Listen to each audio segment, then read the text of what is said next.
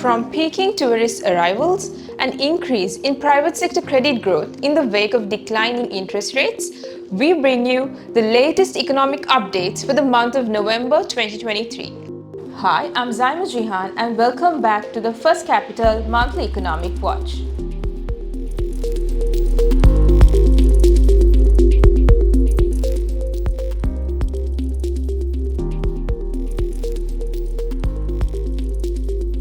At its meeting held on 23rd November, the Monetary Board of the Central Bank of Sri Lanka decided to reduce the standing deposit facility rate and the standing lending facility rate of the central bank by 100 basis points to 9% and 10% respectively.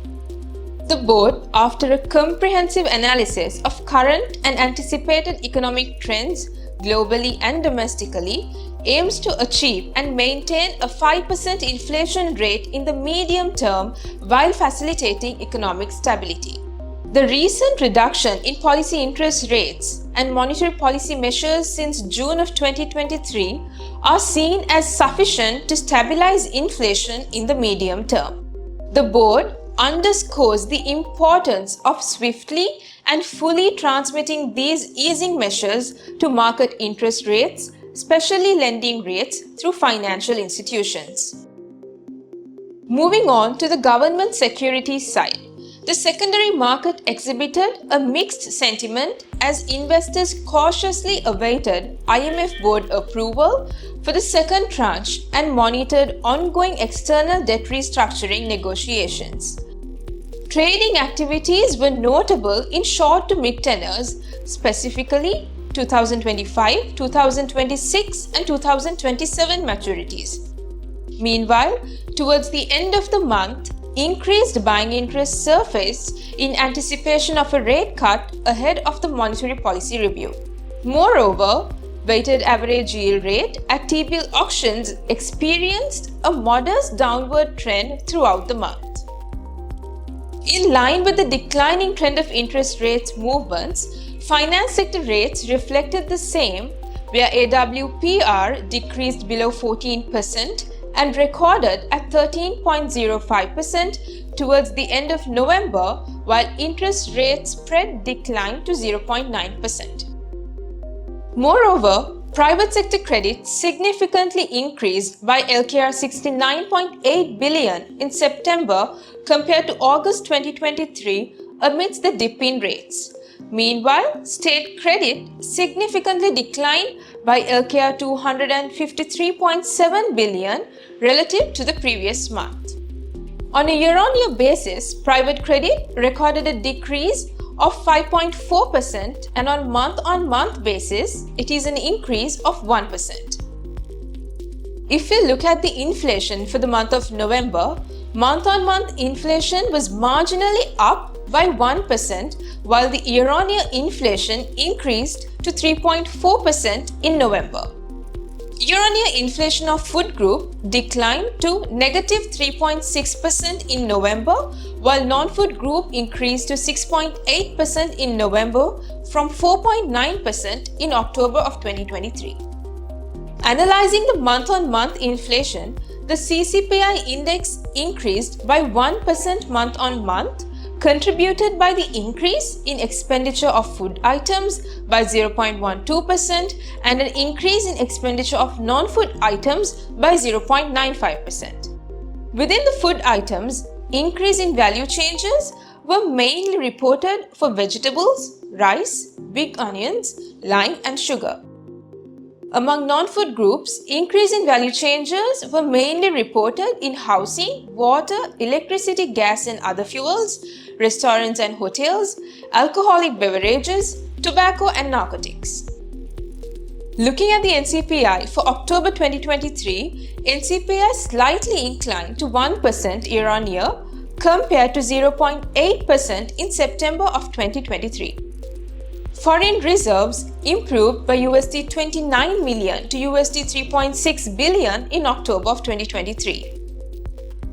Meanwhile, market liquidity fluctuated and broadly remained in the negative territory during the month of November of 2023. In terms of the government securities, There were 770.8 billion worth of maturities during November and new issues through auctions worth of 803.9 billion, creating an excess of 33.2 billion. CBSL holdings declined by 60 billion in November and ended the month of November above 2,700 billion. Moving on to external sector performance, trade deficit mounted to an 18-month high of $682 million in October 2023 compared to a deficit of $284 million recorded in October of 2022. In terms of exports, earnings from exports declined by 11.8% in October 2023 to $928 million due to declines observed across all main categories. Industrial exports declined owing to the decline in earnings from garment exports to most of the major markets, while export earnings of petroleum products increased. In terms of imports, import expenditure increased by 20.6% year-on-year to $1,610.5 million in October. The increase in expenditure on intermediate goods and investment goods mainly contributed to the increase in import expenditure. Moreover, expenditure on consumer goods increased due to a broad-based increases in both food and non-food consumer goods. Worker remittances too continued to expand to $517 million in October 2023, while earnings from tourism for October increased to $137 million from $55 million in October 2022.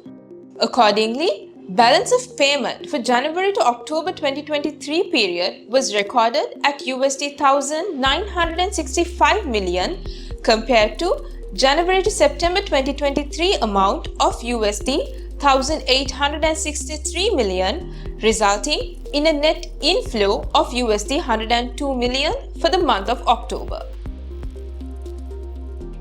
In terms of tourist arrivals, the total arrivals for the month was recorded at 151,496, displaying an increase of 153.5% year-on-year compared to November 2022 and recorded the highest number of arrivals so far for 2023. Ongoing recovery of the tourism sector, improved socio-economic conditions coupled with the beginning of the holiday season were the main contributors to this development. Accordingly, key source markets during November is topped by India, Russian Federation, Germany and the United Kingdom. In terms of the currency movement, although LKR depreciated against USD on a month-on-month basis and stood at LKR 329 towards the month end, while on a year-to-date basis, LKR strengthened against most of the major currencies, including USD, UK pound and euro. Finally, moving on to the global market, a positive sentiment persisted on almost all major indices, which were seen thriving in the green during the month.